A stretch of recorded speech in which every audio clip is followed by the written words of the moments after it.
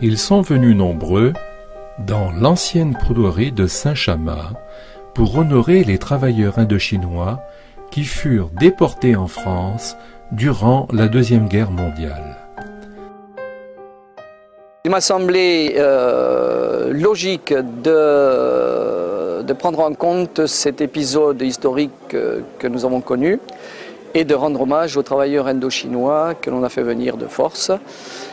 Et surtout aussi, parce que beaucoup sont disparus, mais honorer leurs familles et leurs descendants. Il va y avoir une cérémonie où on va dévoiler la plaque d'hommage à ces travailleurs de 4 compagnies, 1000 hommes qui travaillaient là. Ensuite, bien, il y aura une petite cérémonie qui marquera symboliquement cette journée par le don d'une médaille d'or de la République française qui sera remise à quelques ONS, ceux que j'appelle les papis, qui ont plus de 92 ans. On aura aussi la lecture de 2 poèmes que j'ai trouvés très très émouvants. Et bien sûr, chaque maire aura l'occasion de faire un petit discours de présentation. Et nous terminerons par la présentation du film Les Trois Quais, en fait les 3 régions, puisque les gens qu'on a fait venir ici de force, finalement, bien qu'on les appelle les Anamites ou les Naïs, venaient des 3 régions, Tonkin, Cochinchine et Annam.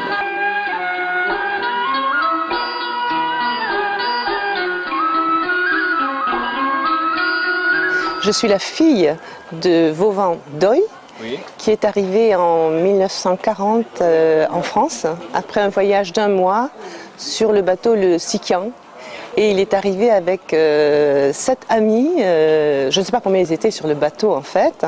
Ils ont débarqué à la prison des Baumettes et quand ils disaient cela, ils souriaient toujours parce que la prison n'était pas en activité.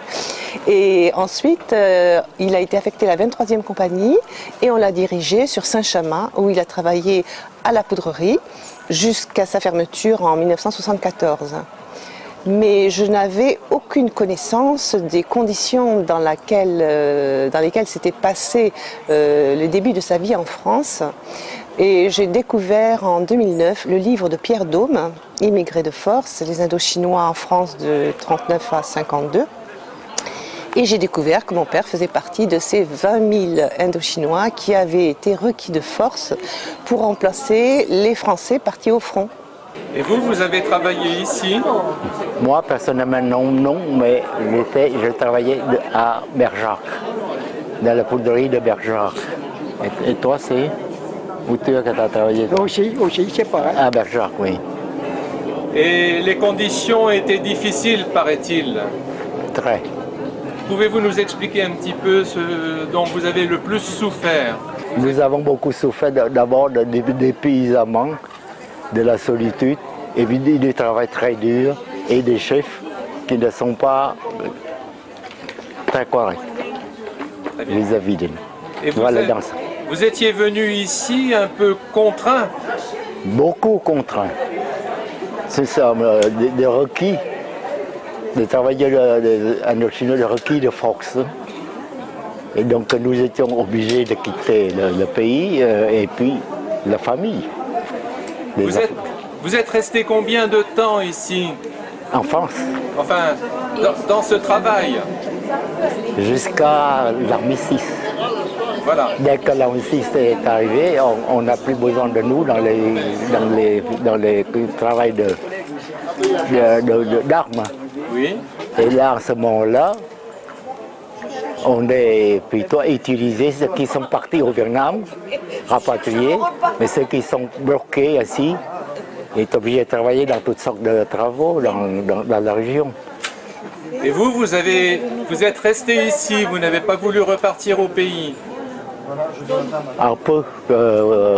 C'est pas parce qu'on n'a pas voulu, mais on a travaillé dans d'autres sortes de travail que de l'armement. Et nous avons rencontré, comme d'habitude, l'amour et ça nous fait rester. Moi, personnellement. Grâce à l'excellent travail documentaire de Jacques Lemaire et à la très belle et riche exposition de l'association Histoire vietnamienne, tirée du livre de Pierre Daume, Immigrés de force, nous comprenons mieux le sens de cet hommage et pouvons enfin mettre un visage sur ceux qui n'apparaissaient jusqu'alors sous le nom d'anamites quand notre historien local, Paul Lafranc, dressait la longue liste des victimes de la poudrerie. Grâce à vous, aujourd'hui, nous ne pouvons plus dire que nous ne savions pas.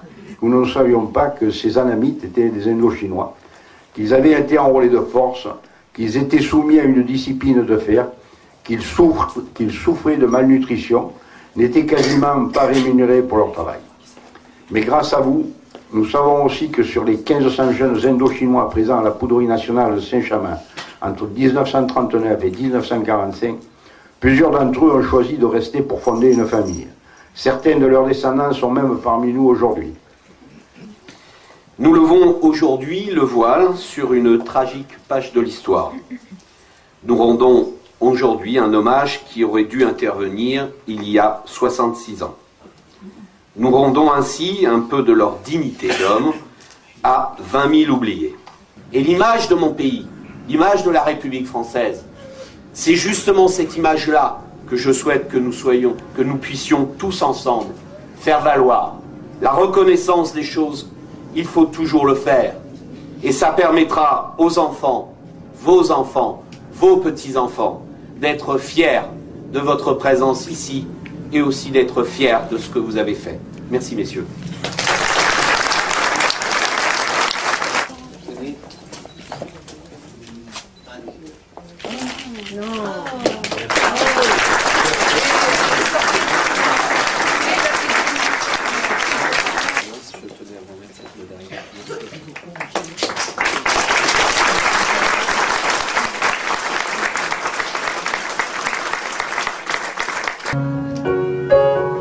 Ils sont partis d'Haiphong ou bien de Saigon pour trouver au Beaumet les portes des prisons.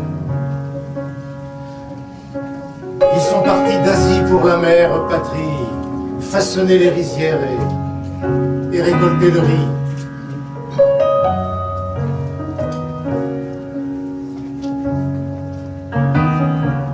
Ils étaient des milliers pendant 40 nuits à quitter leur pays pour vivre une autre vie. La main-d'œuvre indigène en route vers Marseille, c'est pas le farniente, au pays du soleil. Donc je suis le créateur du site internet dédié à l'histoire des travailleurs indochinois et qui s'intitule www.travailleurs-indochinois.org. Et alors d'où vient ce besoin de fabriquer ce site internet? Alors à l'orée des années 2000, je m'intéressais à la généalogie comme beaucoup de Français et je me suis mis donc à faire la généalogie la plus simple, c'est-à-dire celle du côté de ma femme. Et à un certain moment, j'ai été arrêté et je me suis dit, bon, il serait bien que je vois ce que je pourrais faire du côté de ma branche paternelle. Et c'est là que je me suis rendu compte qu'il n'y avait pratiquement rien que l'on pouvait trouver sur Internet, hormis 2-3 articles. Et c'est ce qui m'a décidé à faire les recherches et à créer un site pour que les personnes qui sont dans la même situation que moi, c'est-à-dire enfants de travailleurs indochinois qui étaient donc des travailleurs civils, venus pendant la Seconde Guerre mondiale, puissent connaître le maximum de choses de l'histoire de leur père. Vous êtes à l'origine l'initiateur de toutes ces rencontres, indirectement? Alors, oui, en quelque sorte, puisque donc moi je suis un simple journaliste. J'ai fait en 2005, entre 2005 et 2009, une très grande enquête sur les travailleurs indochinois de la Seconde Guerre mondiale, sur cette page d'histoire coloniale qui a été enfouie pendant 70 ans. En 2009, j'ai sorti un livre. Ceci dit, je pensais que voilà, j'allais sortir un livre et puis ça allait s'arrêter là. Et c'est vrai que ensuite ce livre a fait parler, a soulevé en quelque sorte un couvercle et donc d'autres personnes se sont emparées de cette histoire, se sont emparées de cette mémoire et ont décidé de la faire connaître et surtout de la faire reconnaître. Quelle a été la somme de travail pour écrire ce livre? Alors, c'est un travail de longue haleine, donc c'est un travail qui, pour un journaliste, est assez rare, je dirais, puisque là, à l'époque, je travaillais pour Libération, c'était du journalisme tous les jours, c'est un sujet différent, et il y a cette frustration justement de ne pas pouvoir consacrer suffisamment de temps à chaque sujet. Là, pour la première fois, puisque c'est mon premier livre, j'ai eu 4 années de possibilités de recherche sur un sujet, et donc d'approfondissement énorme sur ce sujet.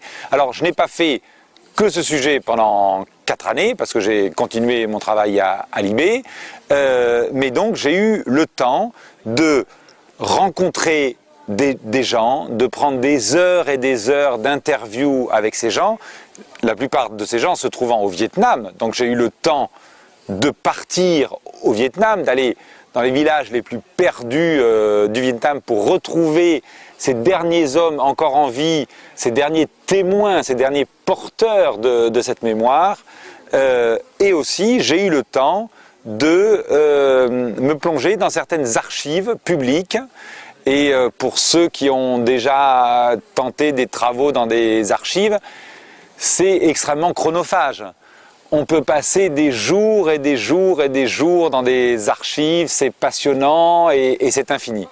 Donc voilà, c'est un travail vraiment de longue haleine et qui permet d'entrer en profondeur dans un sujet et qui permet donc d'écrire 300 pages sur un sujet. Ben, quelque part, quand même, pour moi, c'est vraiment une journée d'émotion extraordinaire. De côtoyer toutes ces personnes, d'avoir des témoignages, de sentir aussi que ce soit les amis du Vieux-Saint-Chamas, que ce soit les élus, que ce soit des amis. On avait quand même, je pense, pas loin de 400 personnes ce matin et ça a été vraiment quelque chose que j'ai vécu. Je ne m'attendais pas quand même à ce que ça soit aussi fort. Je pense qu'au niveau des générations futures, maintenant, on en parlera parce que là, c'était resté 70 ans quasiment dans l'oubli pour de multiples raisons. Les gens qui avaient vécu ça, eux-mêmes n'en parlaient pas à leurs enfants. Et puis, bon, il y a certainement d'autres raisons. Ces gens qu'on avait appelés indigènes, maintenant, on s'aperçoit que c'était pas...